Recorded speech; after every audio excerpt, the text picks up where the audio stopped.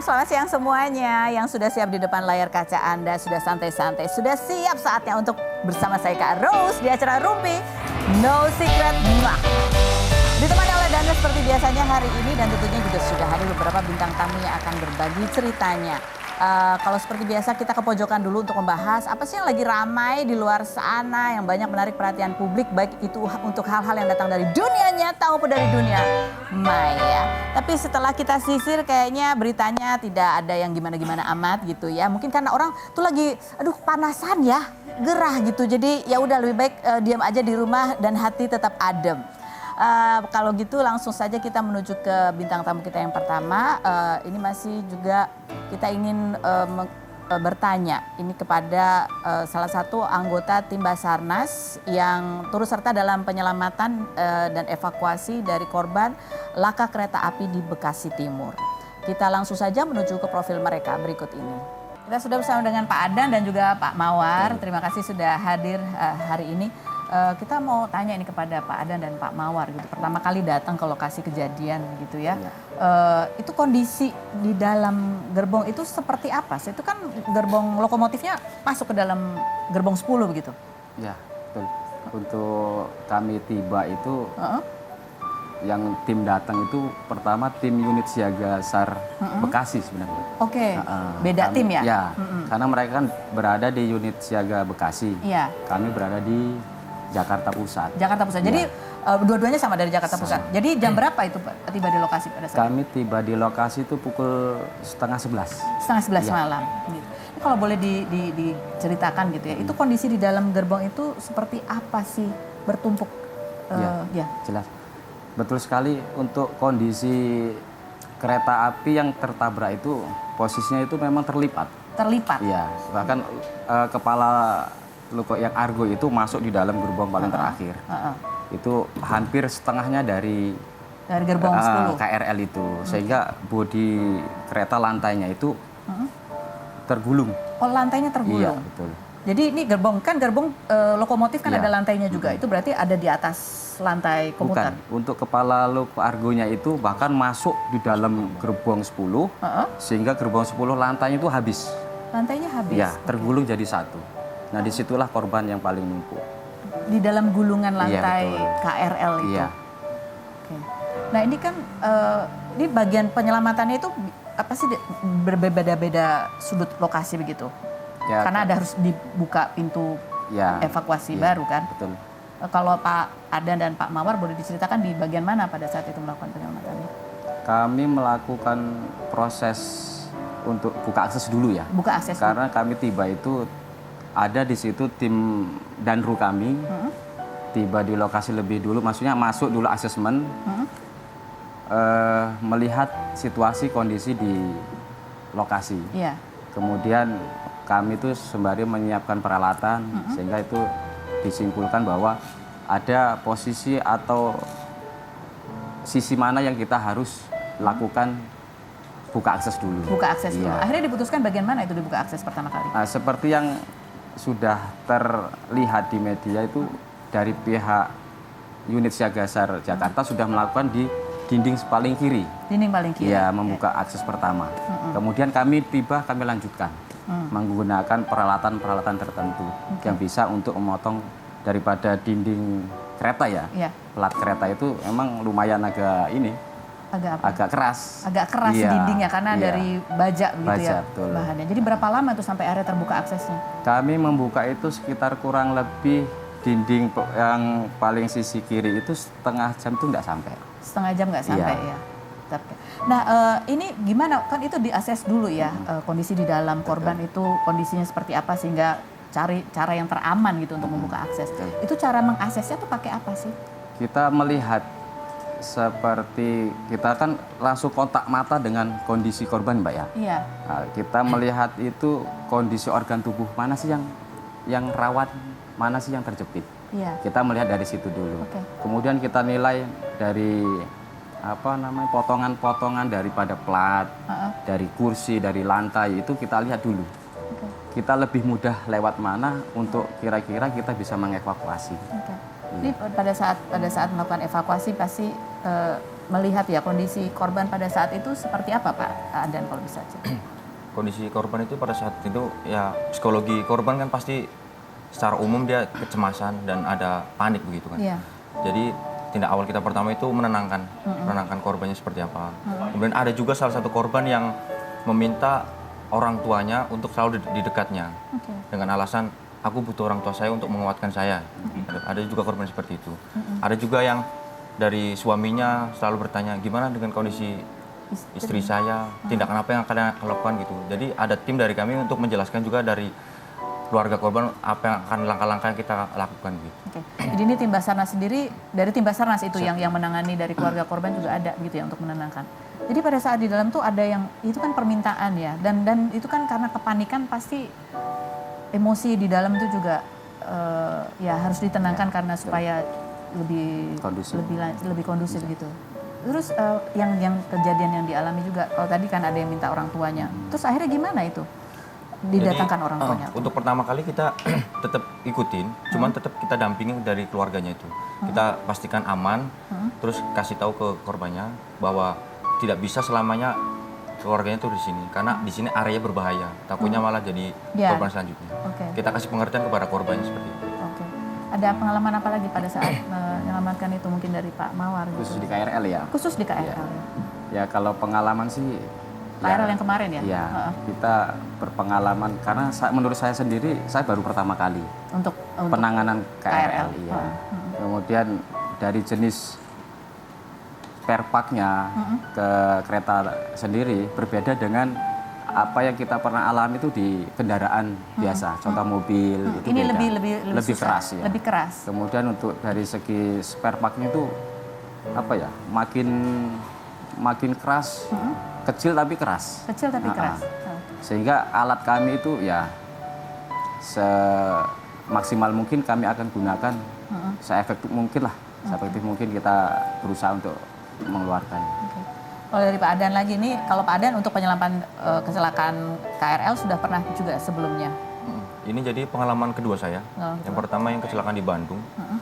Cuman yang di Bandung itu kami sangat terbantu sama tim yang dari KRL sendiri. Mereka punya tim untuk ekstrikasi juga dan mereka punya peralatan yang lebih prepare.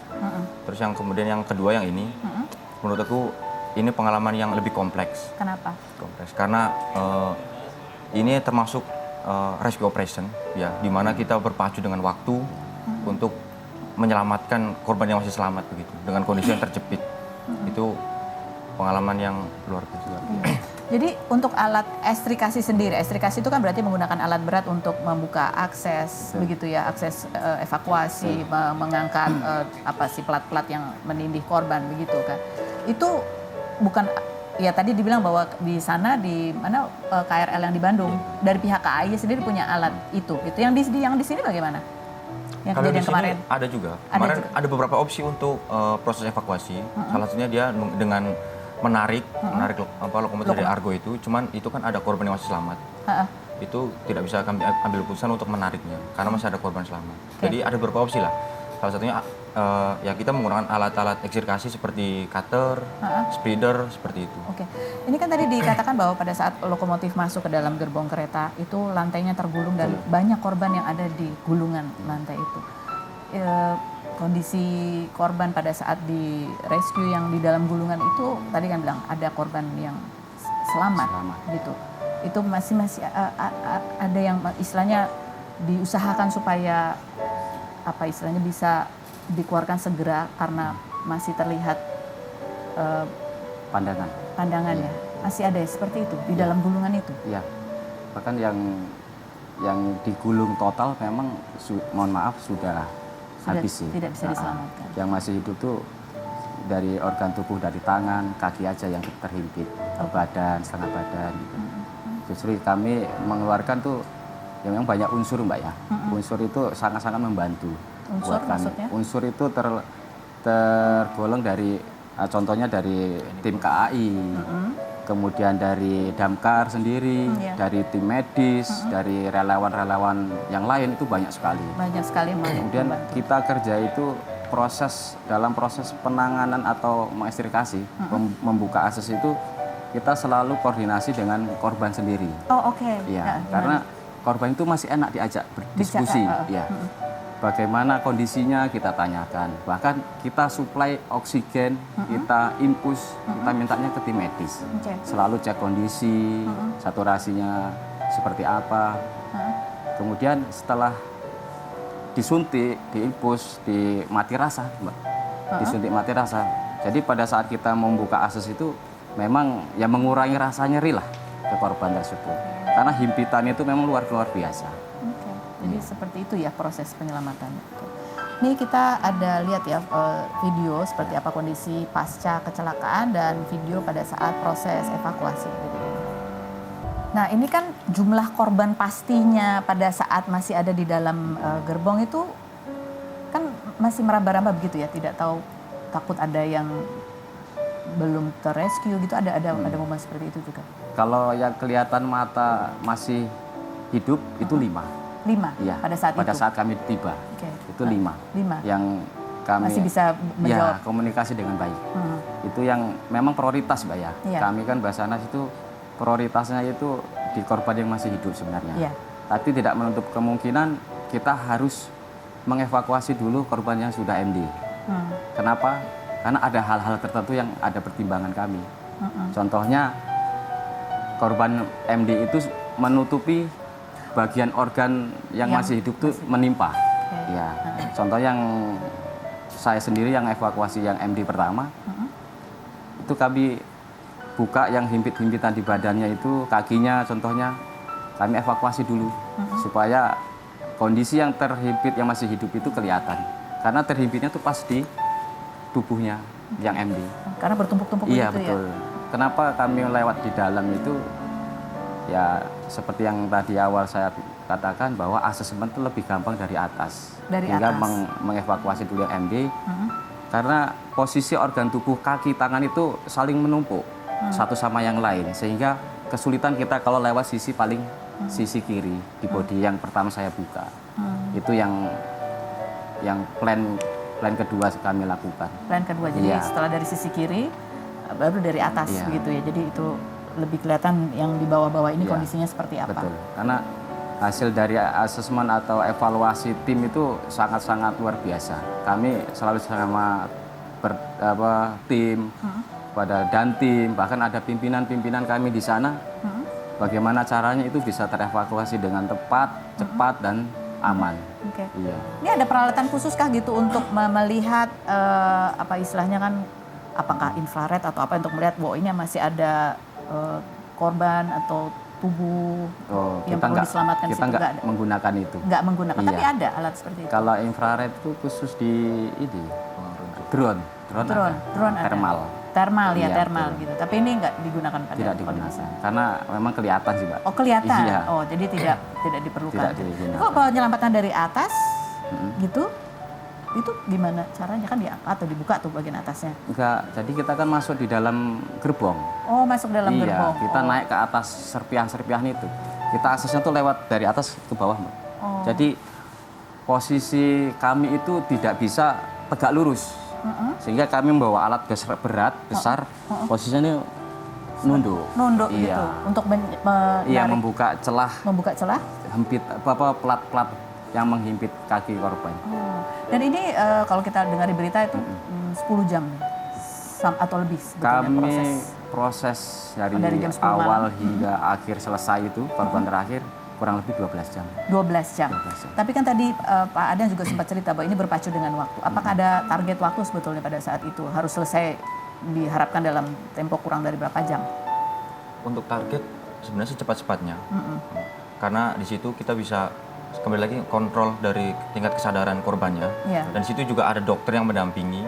Tangan pasien gitu ya. Ini kita juga ingin tahu bagaimana pihak Basarnas ini juga menangani atau menenangkan keluarga korban gitu ya. Kita lihat dulu seperti apa sih situasi.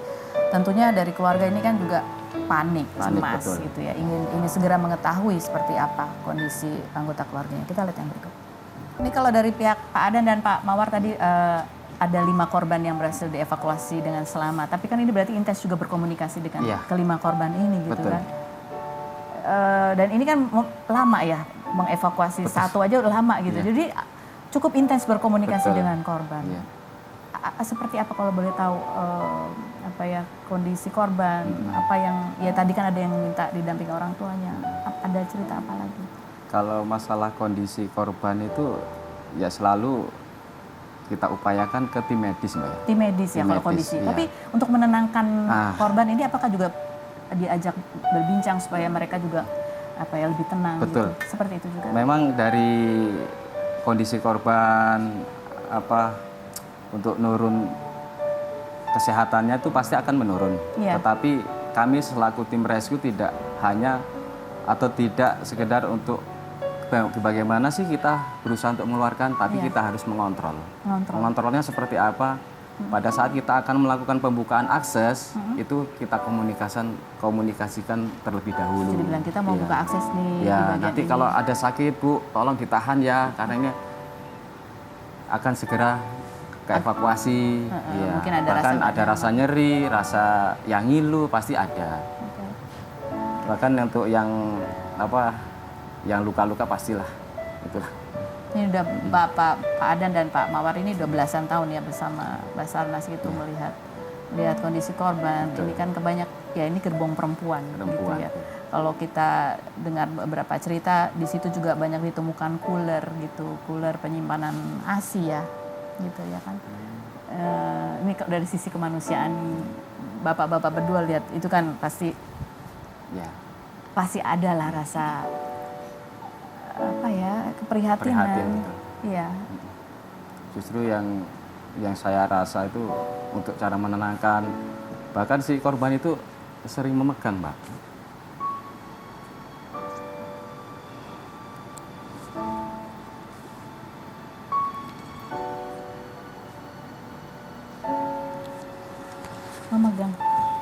Memegang tangan. Betul. Meraih, memegang pundak. Karena kita harus mengontrol, menenangkan, Bu, sabar ya. Sebentar lagi kan keluar.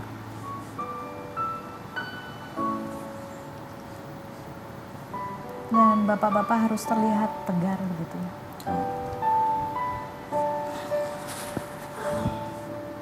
Ya di sisi lain kami prihatin, tapi itu udah menjadi suatu apa namanya? Tugas, bahkan kita harus segera supaya merasa kesakitan itu akan semakin mengurang lah. Karena menurut kondisi korban udah ya mulai hilang kesadaran, bahkan ada yang mengantuk, mungkin ada yang kelelahan, kesakitan itu yang dia rasakan. Kita selalu medis, tolong kontrol. Bahkan setiap berapa lama sekian cek, tambah infusnya, tambah suntikannya. Oke. Kalau dari Pak Adan sendiri, bagaimana pengalamannya? Ya, komunikasi yang kita lakukan untuk menenangkan korban ya salah satunya kita berusaha mengalihkan rasa sakitnya. Gimana caranya? Dengan caranya ya kita pertanyakan namanya siapa, mau pulang kemana, terus kita seberusaha mungkin itu memberikan harapan hidup lah. Setelah ini kita pulang ya Bu ya, kita akan ketemu anak ibu, nanti kita akan main lagi sama anak ibu. Ya, di samping ibu ada suami ibu setia menemani. Dia sampai bilang, Pak tolong ya Pak, saya mau kumpul dengan keluarga saya. Ya kami berusaha mungkin memberikan keyakinan bahwa kita bisa selamat sama-sama. Jadi dengan Pak Mawar dan Pak Adan ini ada 5 korban yang berhasil dievakuasi dengan selamat itu rasanya pasti. Bahkan pimpinan kami merasa bangga, Mbak. Merasa puas dengan hasil maksimal. Iya. Masih ada mengunjungi korban yang dievakuasi untuk melihat keadaannya, karena kan ini intens sekali berarti ya kan, selama 10-12 jam penyelamatan itu. Untuk setelah dievakuasi itu ya kami sudah nggak monitor lagi, Mbak. Karena kami ya peralatan kami masih ada di luar sehingga kita harus kembali bertugas gitu ya. Pak Adan dan Pak Mawar, kami mengucapkan terima kasih sekali atas waktunya. Terima kasih juga atas kerja keras Pak Mawar dan Pak Adan dan seluruh tim dari Basarnas, tim dari pemadam kebakaran juga, potensi lainnya dan potensi-potensi lainnya yang luar biasa, bekerja keras, serius dan dengan hati gitu ya, membantu evakuasi korban kecelakaan. Terima kasih. Terima kasih. Ini kabar terbaru ya, ini kabar terbaru update, korban meninggal saat ini adalah 16 meninggal dunia. Dan kemarin sempat dievakuasi, kalau dari berita evakuasi selamat itu ada 84 gitu ya, sudah ada yang sekitar 20 yang sudah kembali ke keluarganya. Tapi yang lain masih dalam perawatan, dan kalau kemarin kabar terakhir kemarin pagi ada 14, hari ini bertambah menjadi 16 korban meninggal. Kami atas nama seluruh kerabat kerja tim Rumpi No Secret Trans TV turut mengucapkan berbelasungkawa, turut berduka atas musibah yang menimpa keluarga korban. Semoga keluarga yang ditinggalkan diberi ketabahan dan kekuatan. Kita akan beralih ke bintang tamu kita selanjutnya, ada Deswita Maharani. Kita lihat dulu profil mereka berikut ini.